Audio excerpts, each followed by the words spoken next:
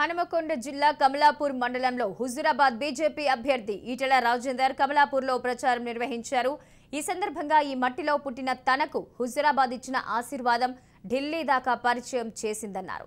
ప్రజల బలంతోనే శాసనసభలో అనేక ప్రజల సమస్యలు లేవనెత్తానని చెప్పారు। తెలంగాణ తొలి ఆర్థిక మంత్రిగా 1,00,000 కోట్ల బడ్జెట్ పెట్టిన బిడ్డ హుజూరాబాద్ బిడ్డ అని తెలిపారు। కేసీఆర్ అడుగులో అడుగులు వేసి నడిసి తెలంగాణ కోసం పాటుపడ్డ తన మీద కుట్ర చేసి బయటకు పంపారని ఆరోపించారు।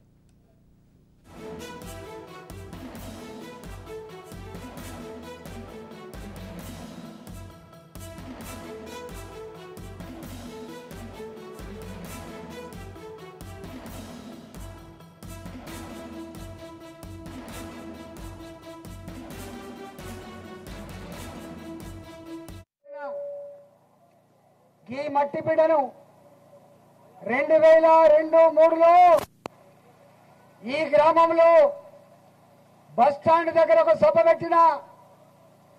పెట్టి ఆనాడు కోరిన మీరు ఆశీర్వదిస్తే ఈ నియోజకవర్గంలో పనిచేసే భాగ్యం వస్తుందని చెప్పి కోరిన నాకు ఇప్పటికి గుర్తు।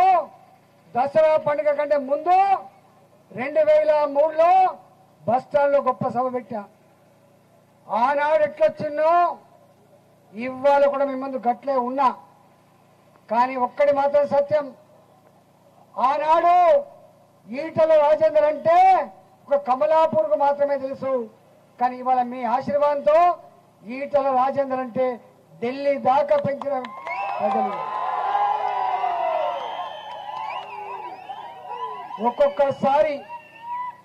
ఒక్కొక్కసారి